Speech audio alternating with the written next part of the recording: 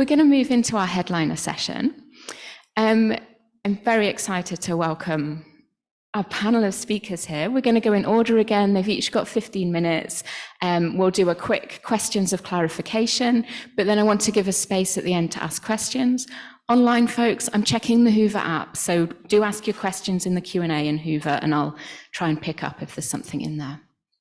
So first up, we have Diana Lopez and Arwen Bailey are going to speak to us. Diana is a nomad and a feminist. She is intrigued by and drawn to difference and diversity. She's a researcher and advisor at KIT, where she engages with a variety of worldviews and methodologies to support social justice and sustainability initiatives. She is interested in the transformative potential of embodied gendered knowledge practices in agriculture and the environment, development, and science. Arwen is a knowledge sharing specialist at the Alliance of Biodiversity and, I'm going to get this, SEAT, that right, connecting people and connecting ideas with the ambition that knowing new things will help us do new and better things. She has a passion for communities of practice and social learning systems as sites for new knowledge and transformative change towards more equality and justice. She is also a feminist. Together, Diana and Arwen co-convene the CGIAR Community of Practice on Gender Transformative Research Methodologies. So over to you two.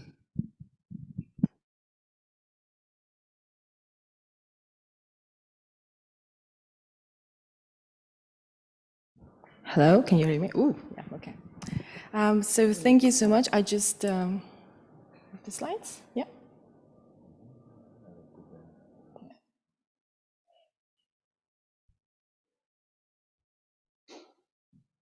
So thank you everyone for being here on the third day. A bit of pressure to end this amazing session, sessions. So my name is Diana, and I'm here with my colleague Arwen, and we are here on behalf of a huge, or not so huge at the moment, but pretty large community of practice, and you can see some of them there. Yes, please. Oh, no, the previous one were the beautiful people, yeah. Yeah, great. And today we're going to be talking about the community of practice where we're part of, and specifically focusing on how we're combining feminist approaches with co-practice to foster transformation.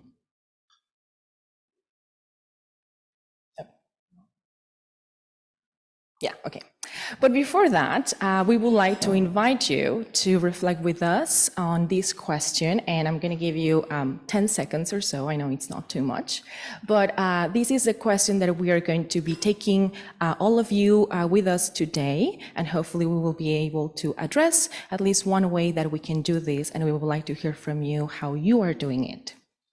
In what ways can your relative power and knowledge influence transformative change in your organization?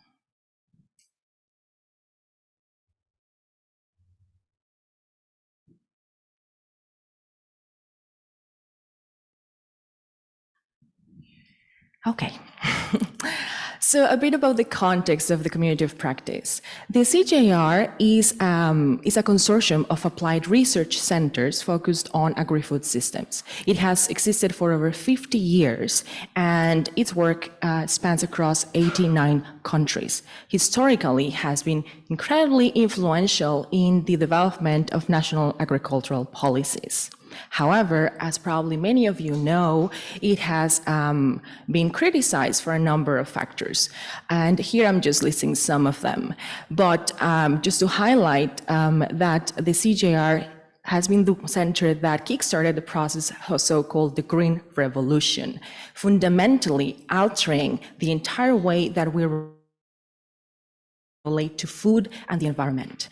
There are other issues, of course, that are linked to this organization, and issues of neocolonialism, for example, or the fact that many of the research and the technologies and interventions are oftentimes being also increasing or perpetuating power dynamics, or even creating more harm. So there are many issues in this institute, and to partially address some of these critiques in the past years, there has been a reform, and that is still ongoing.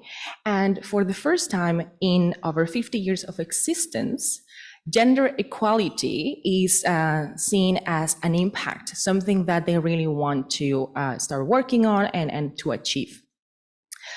So in this landscape, where biophysical research is prioritized and in an organizational culture that is fundamentally following technocratic, patriarchal values, it is oftentimes very frustrating for social scientists and especially for gender researchers to work there. So oftentimes they feel not only isolated, but also undervalued, underappreciated, misunderstood, and terribly frustrated. So how do we channel all that? Well, we have decided to do, to start working with this idea of, well, we already have a space because now gender equality and social inclusion is actually part of the core mandate of the institution. So why not take this opportunity to actually push an agenda that we all feel comfortable working on. So the Community of Practice on Gender Transformative Research Methodologies aims to change the way that we do and think about gender work in agri-food systems. A community of practice, well, that's a definition there, but mostly it's constituted by three key elements: the domain, that is what brings us together, our passion, and in our case is gender transformative change, both within the CJR as an institution, but specifically also the way that we do research. That means our methods, our core assumptions, the theories and the literature we engage with. The community is, of course, made of gender researchers, but not only from the CGAR, but also beyond, which including critical academics. And the practice is really about developing different ways of doing this kind of work. So in order to do this, and also feeling, the passion of the different gender researchers, we have divided this community in three topic groups, and that are focusing on masculinities, on intersectionality, and the one where Arwen and I work is focused on transformative research processes and data. Yeah. So this is pretty much what really stands at the core of the community of practice. But I think that I would like to highlight that this has been a bottom-up initiative. Not all gender researchers were part of these discussions that started in 2020, but it has been growing and gaining momentum. So it started with few scientists, gender researchers across this big landscape of the CJR across the globe that wanted, to do something different. And only last year, it became officially part and funded of the CJR and funded by the CJR. So this is an ongoing process, and we're here today not to talk about results, but about the process. We've been in this for 8 months now, and we're very thrilled about what's happening, but also there are many challenges. And well, we come here with an open heart, I guess. And one of the things that really, many things bind us together, but one of the things that really motivates us is this willingness to be transformed as researchers. So this is a space that is meant to be vulnerable and imperfect. So there's a lot of humility involved there, but we're dealing with scientists in a very difficult context, let's say, and in an institutional environment. So oftentimes that plays a role in that. So that there are different ways of how we do this. And then we thought that, well, maybe if we could adopt an approach that allows us to do this while allowing us to grow and evolve, not only as researchers, but also as humans, then why wouldn't do this? So then we started talking and thinking about bringing in some of the things that we relate to. And one of these is critical studies, and in particular feminist epistemologies, which actually tell us and posit that research is never value-free. Issues of positionality and reflexivity are core in the work that we do because they allow us to really start looking at our own assumptions and biases. Where are we positioned, and how all these elements that we rarely consider actually affect not only the theories we use, but the methods we developed, and ultimately the outcomes of the research. However, reflexivity, divorced from the power relations where the researcher operates, runs the risk of falling into, this trap of being an introspective academic exercise with no serious intent for action. So the reason why we are focusing on the reflecting and doing is because we really want to see change. How we're doing this? Well, my colleague Arwen is going to tell you. Thank you. Thank you very much. So they started talking about what they wanted to do with gender in 2020, because there was this project that finished and there were these kind of orphaned researchers who wanted to carry on the conversations that they'd started. And let's just go back. Does that one go backwards? Okay. And so in 2021, I was just brought in to facilitate a workshop that they were doing. And they were saying, well, how are we going to continue the momentum? How are we going to talk to each other? And my background is in systems thinking and practice and communities of practice. So it's like, well, let's have a community of practice. And so what I want to talk about is design turns that we've made along this journey. And by design turns, I mean those kind of micro decisions. Every time you're designing something, how often do you meet? How do you do things? What's the space like? And going from a kind of blueprint approach to what if this was a community of practice? What would that look like? What would it feel like? And how do we create the conditions for it to be like that? So that's the kind of design turn that we're talking about. And there's so many things that we could have talked about. So here's just some selected ones with the kind of intention that we're aiming for. So one thing we're aiming for is adding value. People are so busy, you can't add work to work. You have to add value to their work. And one way that we're trying to do this is we started with this huge topic, which is gender transformative research methodologies, but that was too big to grapple with. And so the members of the community, we got together, we asked them what they wanted, and they're like, masculinities, we don't even know what that means, let's talk about that. And the other ones that Diana said, intersectionality and the actual research process as a transformative process. And so we're constantly, at the beginning, we were using all the Miro and Mural and, Slido and getting people's opinions. And now we're about to start a thing which we're calling Walking the Corridors, because we want to talk to people. So we're going to divvy up the people between us and take 15-minute meetings and just say, why are you here? Are you getting what you want? And also, what do you have to give? Because it has to be a community. It's not just coming in to take. We want everybody to be contributing to it. And then getting creative. What Diana was saying about being vulnerable. We want it to be a safe space, but we also want it to be a brave space. We want it to be a space where people can really feel like they can be critical and challenge their own assumptions and feel safe. And a lot of, I'm not a scientist or a researcher, I'm a knowledge sharing specialist, but I see scientists a lot of pressure to perform and to be perfect and to do things well.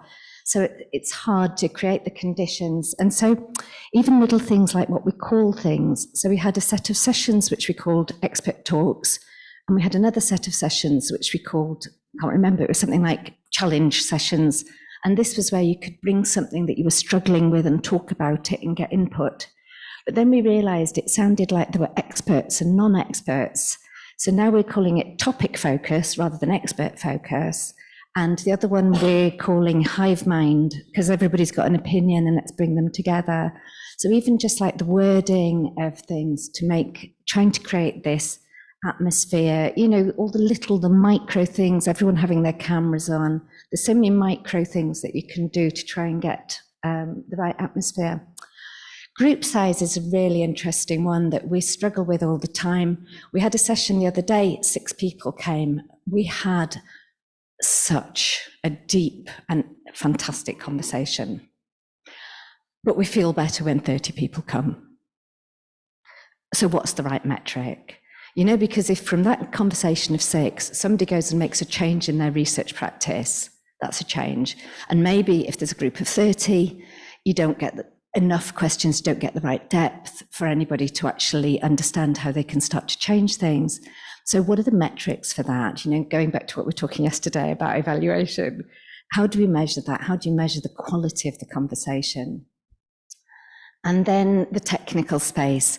So, you know, everybody loves a platform, and that's kind of the first thing you do with a community of practice. But of course, people don't really like to go somewhere else. They live in their emails. And so we're using the lowest tech things possible. So we're using a thing called D groups, which you might know, and if not, I'll tell you about it another time. Teams, SharePoint, email, to make it very low barriers to joining. And then, I can never resist animations. We want this to be long-term sustainable. So as I said, this group was already there. They were already emerging. So that's already something that we think gives us the potential to be long-term sustainable. And then engaging enthusiasm. So going back to actually tapping into people's needs and wants, and really the engagement atmosphere. We want everybody at the end of our hour sessions to just say, has it finished already? You know, we want more of that, because this is generally people's discretionary time. So enthusiasm as a resource is so important. And then what Diana was saying about institutionalizing ourselves, because this group was there, it was happening. And then we sensed that the management of the gender platform maybe felt a bit nervous, like, who is this group of rebels? It's actually the same researchers of the platform. I mean, it's the same people, just in another configuration. But there was this group. And so we offered ourselves to a unit who had a KPI of creating communities of practice. And we're like, here's one. So that was a win-win, because we could be institutionalized. Gender Impact Platform is our logo there at the bottom. And we've got some funding. And yeah, so it's really important to be part of the institution. And then we're shared leadership. So for example, in this group, there's me and Diana and Esther and Charity.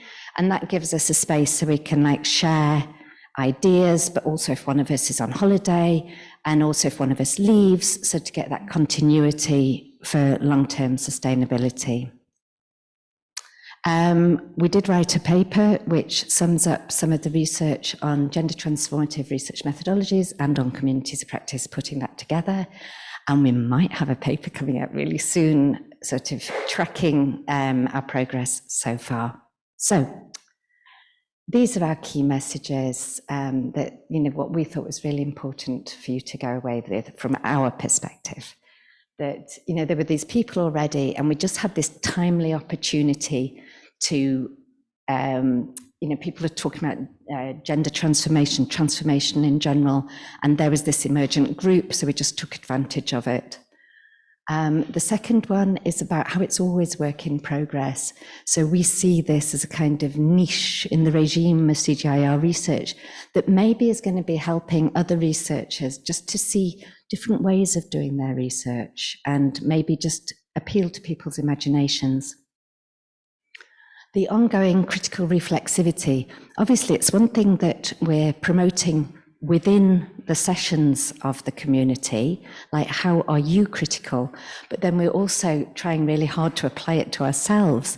You know, what is the power dynamic in how we organize sessions? Are we really, you know, is it becoming us as leaders and then others, and how do we actually live the things that we believe in organizing the community? And then this thing about actually designing it, you know, just, you can't design social learning, so just trying to create those conditions. We don't know yet if we've got it right, but there's a lot of goodwill and there's certainly a lot of adaptation. So we're thinking all the time about, did that work? We meet after every meeting, did that work? What could we have done better? And then everything that I just mentioned, and there've been many more than those are design turns that we made, and they were choices that we made, and they could have been different choices with better or different or worse outcomes. But every time thinking about who's here and what's the context and what's our intention, what's the purpose of this. So those are the things that we thought were the most important to us. So, what about you? What are your design turns? And in what ways can you use your power and knowledge to transform your organization?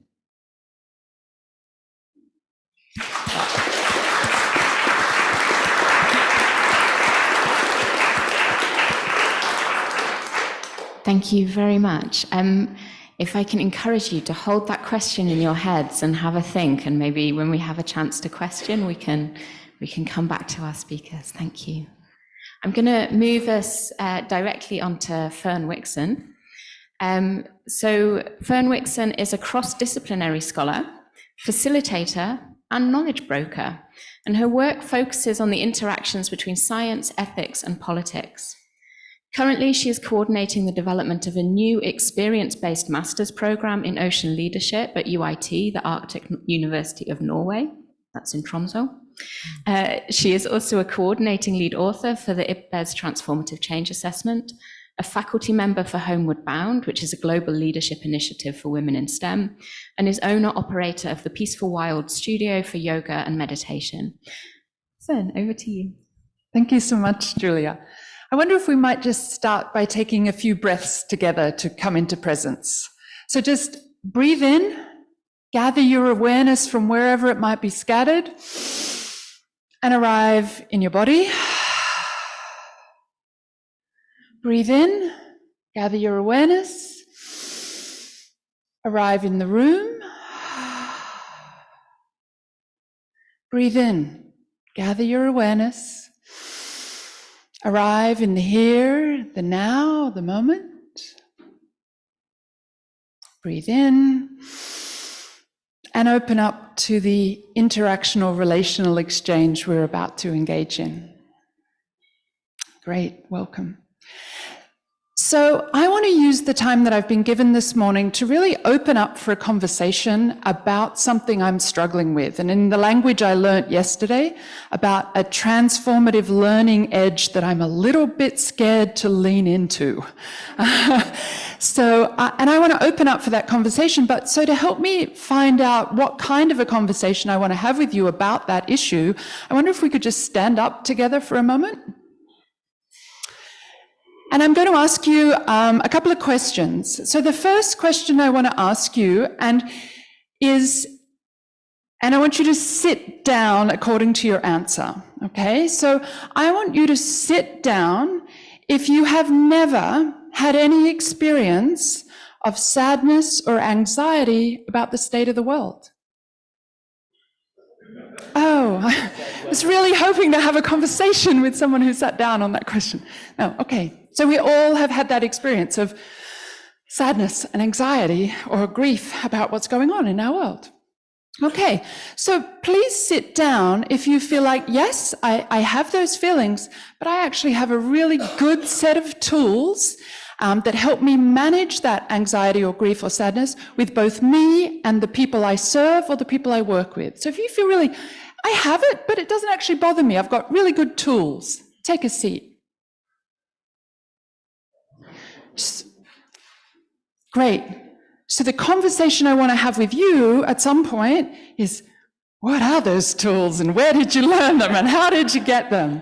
Because I'm in the group with the rest of us standing up who's saying, I have it. I think there are probably some good tools, but I'm wide open to learning more and finding more about what the tools are that the people who sat down are. Thanks. So take a seat. And so this is the issue that I am opening up for a conversation with. And let me just tell you about the context, where this issue is arising from me. Do we have a ability to move forward on the slides? Yeah, so the context that this issue is coming up for me right now is that I'm coordinating this brand new master's degree in what they call ocean leadership, and it's for professional people who are already leaders in marine or maritime spaces, and to give them skills in sustainability transformation. Do I have the ability to advance the slides? No? Well, yeah, I do. Great. I might stand and then I can access it better. So basically, it's a 3-year part-time degree, meaning that people keep their full-time jobs and they do this on the side. It's kind of a professional executive degree that they do as they're working. And we actually have to develop 4 new courses. So it's not, you don't take electives, you take the 4 courses we're developing specifically for this degree. We've only just started. Our first cohort's working their way through. We've got a next intake starting next year. And I'm working on this together with Michael Bernstein, who's in the room and helping me with this as well. So it's an interesting program, but we're building it as we're sailing the ship, which is kind of fun and interesting. And you might say, well, what's ocean leadership? What are you talking about, Fern? How are you leading the ocean? Ocean leadership for us is about the ability to envision and enact sustainability transformations within ocean systems. When we put that definition to our first cohort of participants, they added to address existing and future challenges. And in this program, our goal is leadership capacity to advance sustainability transformations. Our view is we're working in a systems perspective, social, ecological, technological systems are integrated. Our approach is very much working across different disciplines and beyond disciplinary perspectives, and we're trying to create a pedagogical approach that's active, collaborative, integrative, and reflective. So it's a really exciting program, and the 4 courses that we've put up in for our first cohort, the first semester they spend a lot of time learning about a systems perspective and integrated ocean management, what it requires, and how you be a leader in situations of complexity and uncertainty and emergence. The second semester, which we just finished teaching, is critical global challenges. Here they spend the whole semester learning about biodiversity loss, climate change, pollution, and inequity, and how they're all interrelated. It's a heavy one. The next semester, which we're all ready to move into, is Blue Innovation for the Green Shift, which is innovation, social and technological, but also economic innovation and how we work in creative, solution-oriented ways. And our 4th semester is focused on futures and using skills of visioning and scenarios and strategic thinking to bring us into the future we want. And different types of leadership theory are used throughout. And their master's thesis will be bringing that together in their professional context. So when we were sort of first developing this set of courses, I was really inspired by the UNESCO key competencies for sustainability and trying to make sure I'm hitting all of those things in what I'm delivering to the professional people taking this degree. But since then, we are now in a process of, that was a pilot phase. What are we doing for the next cohort? Do we do the same? Probably not exactly. There's some shifts and changes to make. So I'm looking broader at other sustainability competence frameworks. Looked at Green Comp, the European framework that just came out, the Inner Development Goals, and a bunch of academic work that's being brought together on these competencies as well. And what's good and inspiring is that there is a lot of coherence. There's different terminology and different ways of organizing things, but there is something shared across many of these frameworks. And so in my own head, to make sense of this, I've put it together as head, heart, hand competencies. And in the head space, there's analysis and imagination, systems thinking, critical thinking, exploratory thinking, futures thinking. In the hand space, there's individual, collective, and political actions, but there's also how do we collaborate and interpersonal relations work together. And in that heart space, there's really a set of competencies about understanding sustainability aligned values and embodying them, and also about reflexivity, self-awareness, knowing who you are, how you're developing as a person. And for the rest of the time I have today, I want to sort of hone into that heart space competencies. I think we're doing interesting things across all of them, but I really want to hone in on that heart set of competencies. And why I think they're really interesting is because they require me to work with something the Norwegians call dannelse, or the Scandinavian, it's similar across many Scandinavian languages. But that's a term that describes the formation of human personality, behavior, and morals. And it's a concept that focuses on individuals' ability to shape themselves. And it's therefore different from socialization, upbringing, education, and other pedagogical concepts. So in Norwegian, education is utdannelse. So dannelse from the outside and outer dannelse. But dannelse is separate from education. This kind of development of who you are as a person, your morals, your behavior is something different. And you can think about your own languages. Do you have a concept that relates to that? Many do. German does, for example, and you can think about what would that be? In English, I don't find it yet. What is that as a concept? But also in Norwegian, what's interesting, or in Norway, sorry, when people talk about dannelse, it's very common to think about really young children. It's about working with young children to build the ability of what does it mean to be a good person, a good citizen, to live in community and collectives. And we kind of are helping them to develop in those ways. And what I see in the sustainability competencies are we actually need to do that as a lifelong learning process so that we work together to teach ourselves about how do we be good ecological citizens? How do we live now in ecological communities? We actually haven't been doing that very well, and we need to kind of work on this dannelse aspect of our own personal growth and our behavior and our morals. But I do feel like in a higher education space, it's not common. It's not common that we're working on teaching you morality and how to be a good person in higher education. What does it look like to work with those heart competencies of sustainability-aligned values in university settings? So I found it a really interesting space to work. That said, we're doing work on that in our Ocean Leadership degree. And I put this course structure up to remind me to tell that our degree is a blended learning approach. We have gatherings at the beginning and end of semester, week-long intensives, and in between that, it's a lot of online modules where people do their own work independently. So there's a dual structure. And we've spent a lot of time creating conditions for transformative learning. We've worked a lot on psychological safety, opportunities for social learning, disorienting dilemmas introduced, and reflective practice. We've also got a lot of sort of modules and seminars and work on these values and ethics components. So they're on ethical dilemmas, ethical theories, environmental ethics, also finding out what your own values are, how to use them in situations of dilemmas and conflict and collaboration. We've also put a lot of emphasis on self-awareness and reflection. So when we're in our gatherings, we open each day with a meditative space. We have an open frame that directly follows that, where people are allowed to bring their own reflections and their own issues for the first half hour of the day. We also have reflective practice at the end of every day. Sometimes that's sort of rapid writing. Sometimes it's done in plenary. Sometimes it's a poem that we reflect on and listen to and talk about. So we've built this in. We've also got assignments that invite reflection, and actually a work requirement that at the end of every course you deliver a reflective paper. So put a lot of effort on both of those elements of the heart spaces, despite them feeling kind of like dannelse feels unusual in higher education. So what's missing on that theme of today's conference focus? So what's missing? We're doing a lot of things, and it's really this thing that we started the discussion with, and that's this idea of emotional engagement and processing. This idea of how do we handle fear and anxiety? How do we maintain hope, persistence, motivation? And where does that kind of emotional engagement work fit in the current frameworks of sustainability competencies, and where does it fit in our program? How do we do it?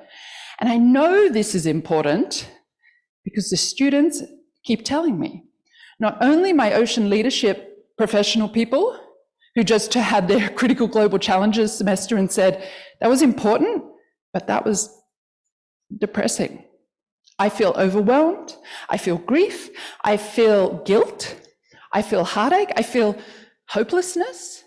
So they came at me with that, but I also teach into other programs related to sustainability science and sustainability ethics. It's the same. They come up to me and say, this was really important. I'm really glad I know it. Thank you for teaching me about the state of the world, but I'm depressed. I don't know what to do with this. You know, help me manage the anxiety and grief. So I know it's important, but how do I deal with that in that higher educational space? In a university classroom setting, how do I work on that emotional engagement and competencies? So I've been looking into the work on eco-anxiety and ecological grief, and it is rising and emerging. There's lots of people doing super interesting reflections and work in that space, talking about it. And this image is from a recent paper from last year by a Finnish scholar, and it's an incredible review of a number of different fields and trying to bring it all together into a model. What I think is interesting when we look at this work is there's concepts of when we have grief, there are 3 coping strategies for situations of anxiety and grief. One is address the problem. The thing that's creating grief for you or anxiety, address it, solve it, directly address it. Another is process and manage the emotions, which is different from addressing the problem, and find meaning amidst the pain. So create meaning for yourself despite the pain. So what this tells me is that our current focus in our program and many sustainability programs on action and solutions, it's insufficient. It's only that first way of addressing and coping with the problem. And there's 2 good reasons for that. One is the problem is too big. So the idea is to get out of your anxiety and grief, address the problem. Well, holy cow, address the problem of climate change, me? Like I can do something, but I can't address and get rid of the problem. So it's too big for me to action on my own. It's also ongoing. This is not something that I'm going to address and solve and put away in my lifetime. Probably not even I don't have children, but my dog's children's lifetime, you know? So it's not a problem that we can put aside and be out of our anxiety and grief. It is too big for us and it's ongoing. Not to say that you don't talk about action and solutions, of course you do. But what I'm learning is that you also need to open for what Pikala in this paper calls distancing. I resisted that term initially, but what he means by that is actually you need to not be in the problem 24 hours a day, every day of your life. You have to be able to say the world is in a terrible, terrible state, but I can still connect with joy. I can still connect with wonder. I can still find motivation. Hell, I might even take a flight occasionally to a conference to connect with interesting people that help me find joy and wonder in my life. You have to be able to sort of say, I acknowledge it, but I'm not in it 24 hours a day, every day of my life. So you need to find distancing. And I think we can build this into our program, and I think I have some ideas for how to do it, and it could be really enjoyable to do. Leaning into the edge of how do I work with emotional engagement, including grieving, in my programs, in my educational space. That's somewhere where I'm like, I'm called to, the students need it, they want it. I don't know how to do it. So in that work, I'm looking back to things that I did many, many years ago in my activist space. The work of Joanna Macy, the work that is grief work, despair work. And her approach and the approach of deep ecology generally is going into grief and despair is actually the way you need to connect. Going in reminds you, you're in grief and despair because you love, because you care, because you're connected, because this is not separate from you. It's a part of you. So I'm looking at that to inspiration, something that I worked with many years ago, but I've never done it in an educational as opposed to a workshop setting. So I'm trying to think how to do it well in educational space. So I'm open very much for the conversation about what your tools are, how you do it, and what we can all do together as a community in this space. Thank you.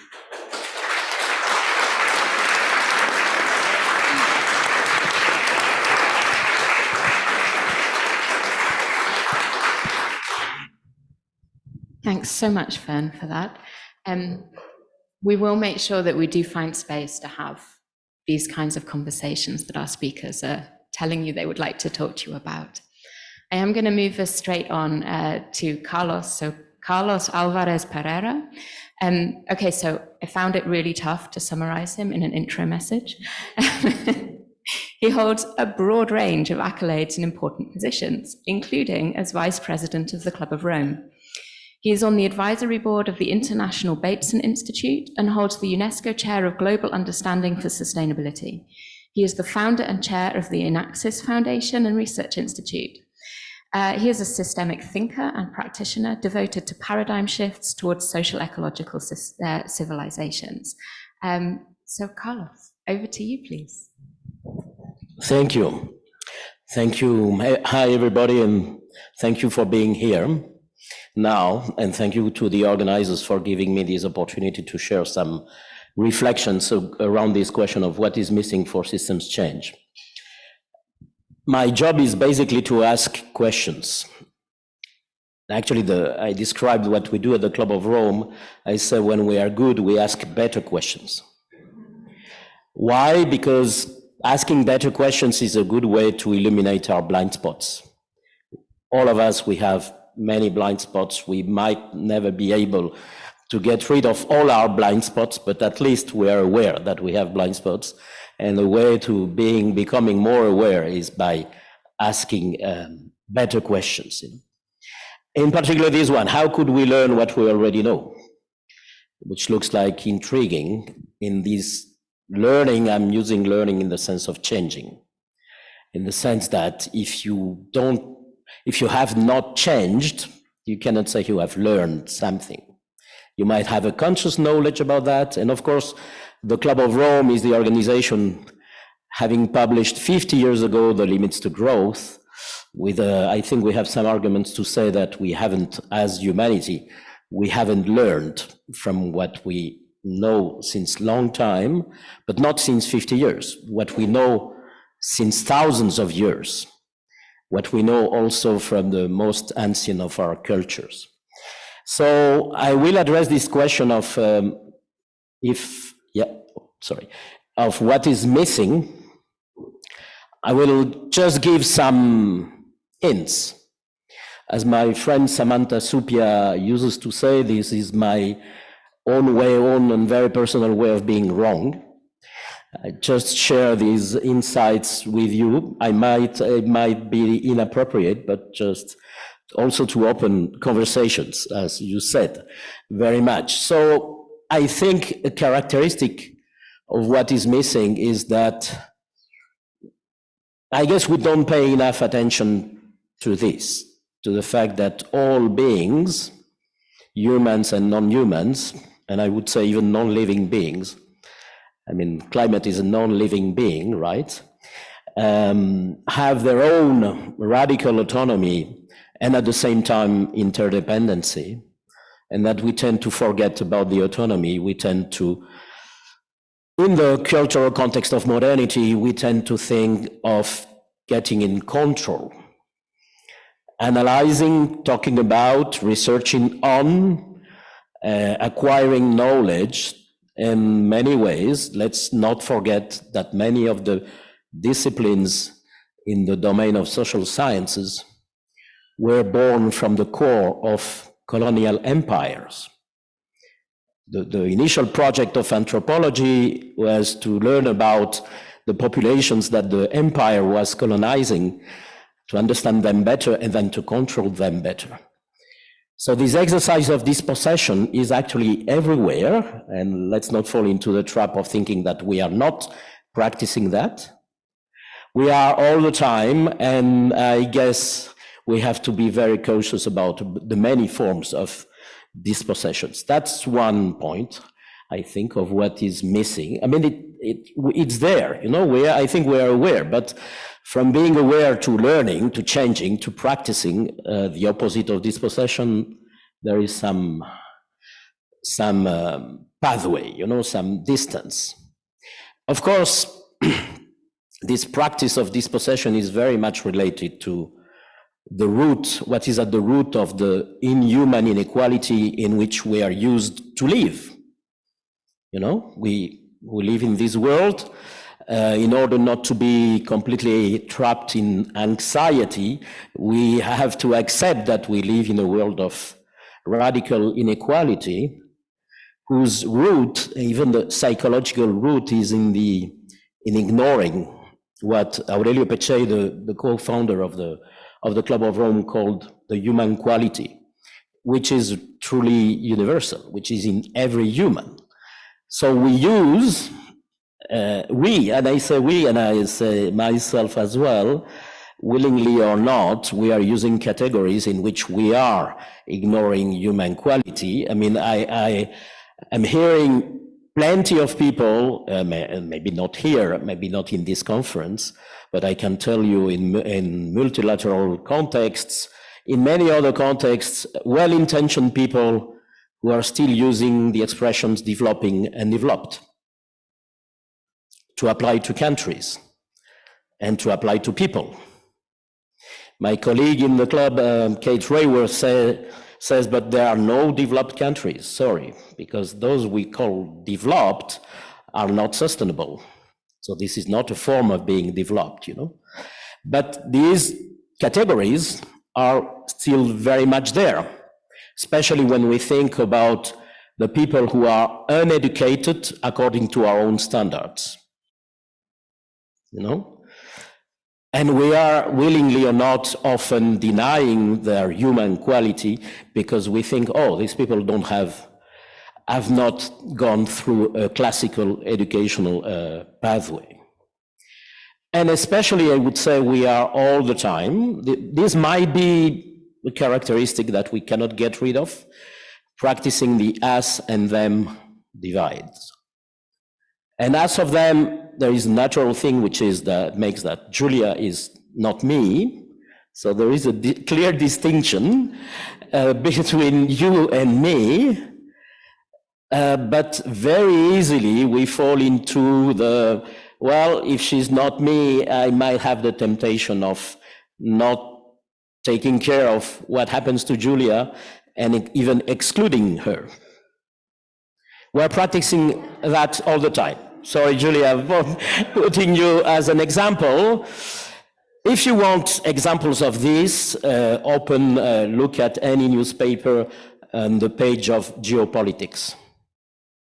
And then you will see how obvious it is that we use this category as in a very usual way, you know, us and them, and of course them. Immediately this leads to the idea that we are better than them, and we are morally superior than them, and them is evil, and we are the good ones, and then we are authorized to do things, terrible things, because we are the good ones. So I think this is essential because it's essential mechanism of modernity is separation between people and nature, between peoples, and this is perpetuated through these mental frameworks of us and them and so on. Something else which I think is missing is a wider perception of criticality and our role in it. When you hear Antonio Guterres, UN Secretary General, saying, oh, we are at war with nature and this is suicidal, of course, he's right. He used to say something much milder not so long ago, but now he's being very radical in his expressions. But how much is he living that? Is he living that criticality that he's explaining? I mean, it's great that he says that, you know, and I don't want to personalize on him, but as a matter of fact, for many of us, for me in particular, criticality is a concept. Collapse is a concept. I mean, I lived at the personal level a situation of collapse a few years ago, but in normal times it's a concept and which is far away. And, you know, in last December we had the annual conference of the Club of Rome in Costa Rica to listen to the voices from Latin America, and one of them told us very strongly, well heard, thank you, hey guys, you talk about collapse as something which could happen in the future and that you want to prevent. We live in collapse all the time. And by the way, we live in collapse because of you, because of what you did, what your companies, governments, etc. do. Okay, so a closer connection with criticality, because criticality is here. So that's a precondition, in my view, for learning, for changing. But a closer connection to criticality might be helpful. Something else which is missing, and I encourage you to look into that, is to try to understand better the unreasonable effectiveness of modernity. Because the system in which we live, the system of systems, or a dominant system, because it is a very complex thing. I'm using the word modernity, and of course this is a reductionistic exercise, but it is terribly effective. And it is terribly effective because it has a strong self-reinforcing loop. by which it generates a lot of tensions, but to each level of tensions it creates a new level of separation and abstraction. Modernity is very good at abstracting and disconnecting us more and more from life with a capital L, including, the capacity to create new concepts of something that it could be labeled capital and legal mechanisms to enforce that concept, more and more and more disconnected. Capital was a very concrete thing in its origin, down to earth, down to land and animals. And now AI algorithms are capital. And this self-reinforcing loop, and of course, again, this is a reduction of the complexity of the thing, is the main issue, because we have seen this modernity reinventing itself many times, creating a lot of crises and reinventing itself after the crisis. And we need also self-reinforcing mechanisms if we aspire to have something else, to have alternatives. We also need self-reinforcing mechanisms, and it's not obvious what are those self-reinforcing mechanism. Also, this one, I think it's quite obvious to you, to the people here, but a wider recognition of what drives health and well-being, which is not material accumulation, but it's really the quality of our relationships with other humans and with life, living beings in general, the ecosystems, but also with time, our comprehension of time. Very critical issue, rarely debated. And of course, this is related to our comprehension of our relationship with death. So in the Club of Rome, we started a bit more in May last year, this program, the fifth element, whose name is provocation in itself, reconnecting with ancient traditions, the four elements, air, water, earth, and fire. But the fifth element is the quintessential mysterious element, life itself, energy, whatever you call it, qi for the Chinese, where we try to do this, liberate the potential for a collective learning, catalyzing the emergence of a human revolution, which is something, not a new concept, a revolution in mindsets. It's there since many decades. In the tradition of the Club of Rome, but also in the tradition of, for instance, the Black Consciousness movement. Some of you might have heard my dear friend Mampela Rampele, co-president of the Club of Rome. She intervened 2 years ago, and she was one of the creators of this Black Consciousness movement in the 60s in South Africa. And what are we inquiring?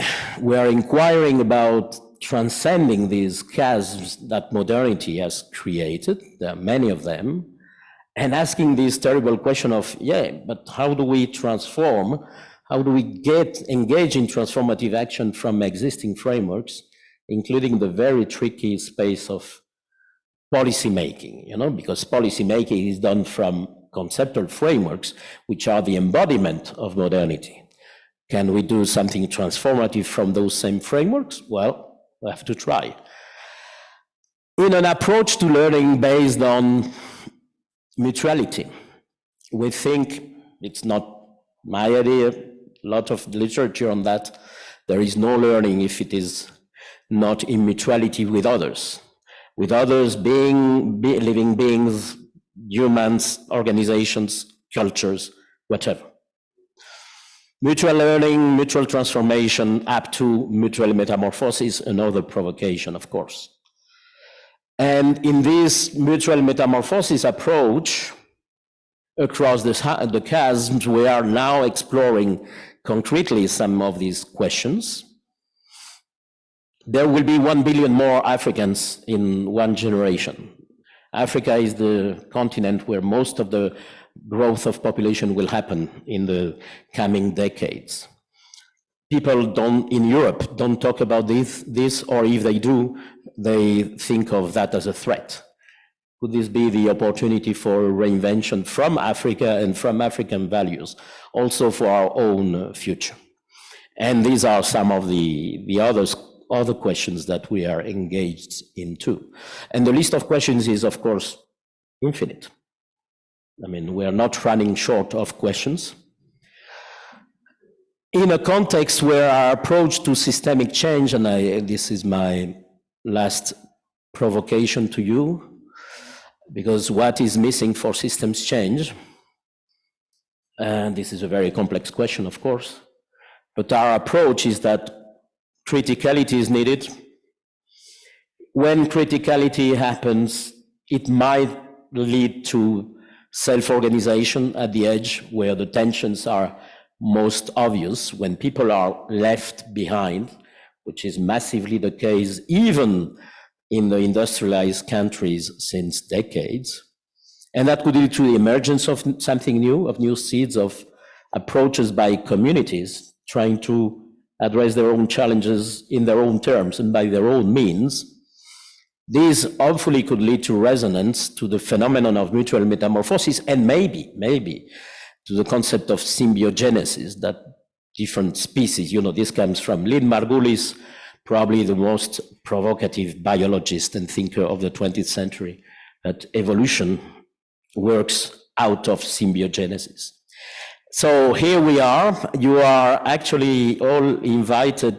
I mean, you are part of the fifth element without even knowing, because we adopted this name to say, this is not our program, this is not, this is life. So you are part of this, but you are, of course, welcome, invited and welcome to engage in these conversations that we're having. Many thanks.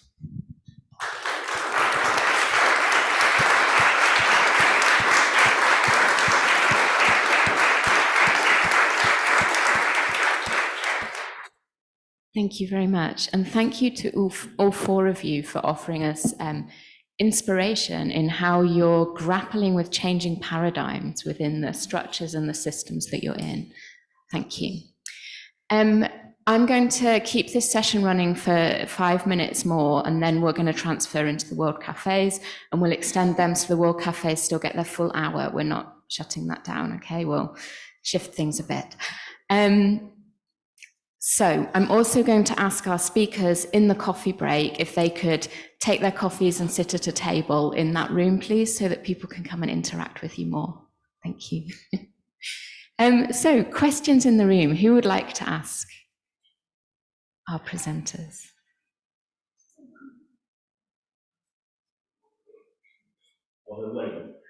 Yeah.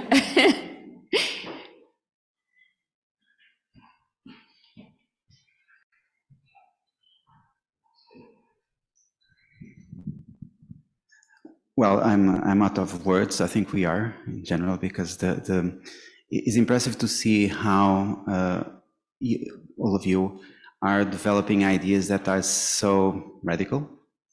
And so my question is basically, how do you manage to be so radical in positions of leadership as those you have? Because my experience of being, for example, in scientific committee of my faculty is of a level of conservative thinking, in which if I would say this, things like you're saying, they would probably think I'm mad. And so how are you managing to do this? Please share with us, because we need to learn.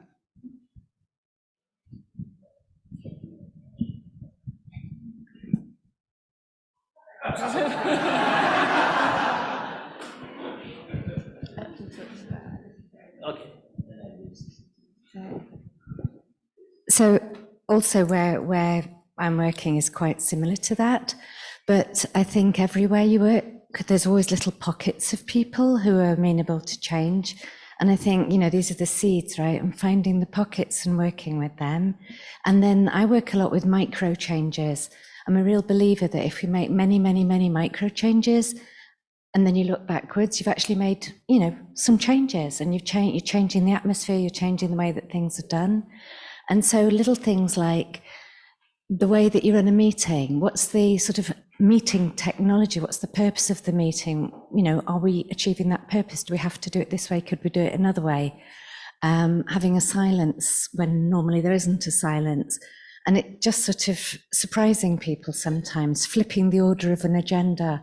So micro things that seem technical. So yeah, it doesn't really matter if that's day 1 or day 3, but it does matter because it's the way you're starting your meeting or conference, whatever. So I think if you're working in an intractable situation, some sort of micro practices are quite useful in finding those little groups of people who are amenable that you can start working with them, because success breeds success. Carlos, do you mind if I go? Thanks. Thank you. And I think maybe the four of us should answer that question because it's just fascinating. Thank you so much for asking it. I think that all of us here are a bit different than a lot of people out there. And I think that's obvious, right? But that also, you know, in Spider-Man's Uncle Ben's words, very wise words, with great power comes great responsibility.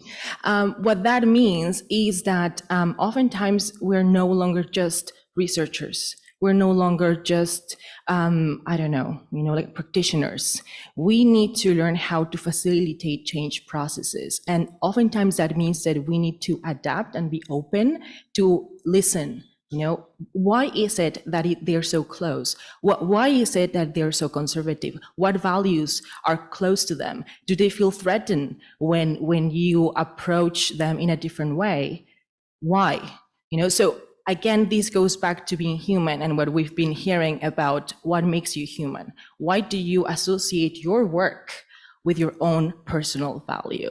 And maybe that's it. Sometimes we really need to think about the language that we use, the theories that we use, and be smart about it and be humble about it. I never use the word feminism when I work with biophysical scientists in the CJAR. But I'm bringing all the feminist concepts there. So.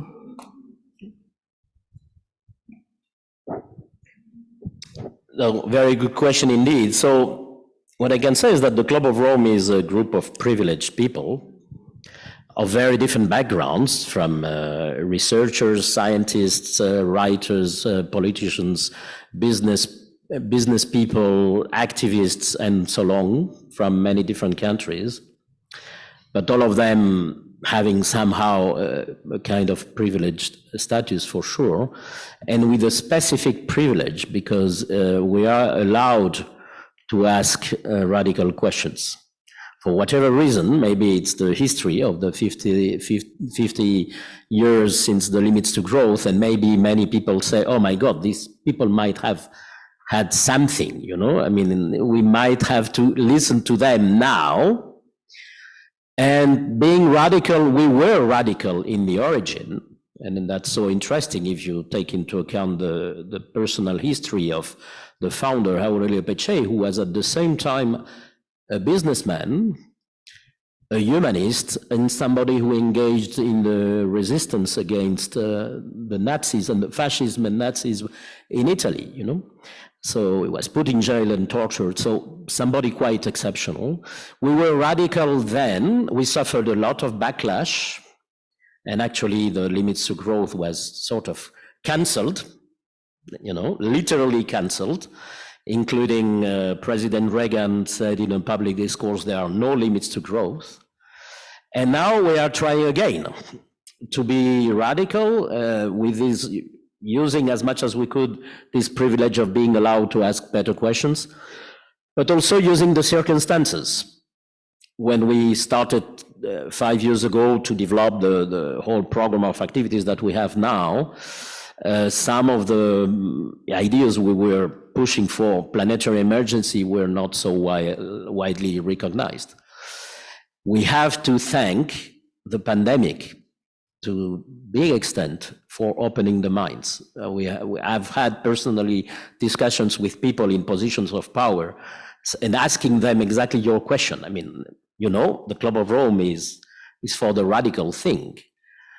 And some of them, not everybody, but some of them said, yes, but this is the moment to be radical, because if not now, when?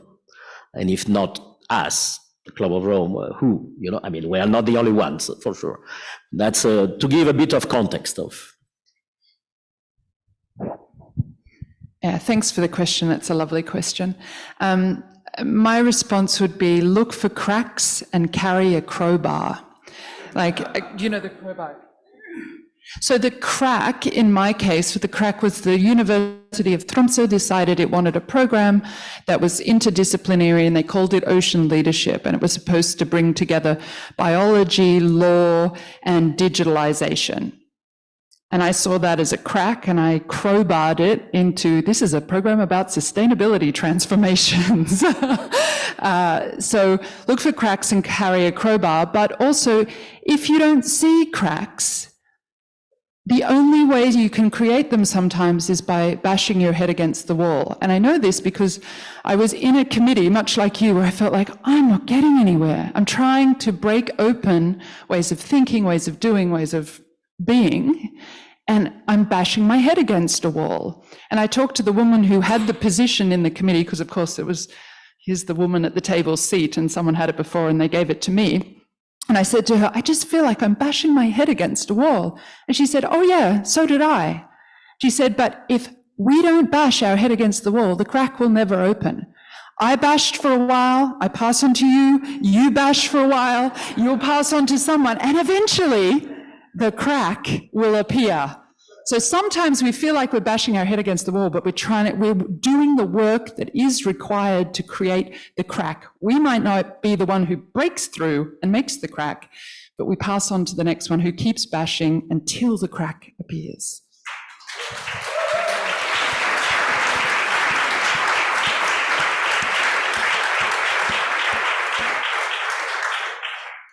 Thank you. I'm taking that as the moment to say, right.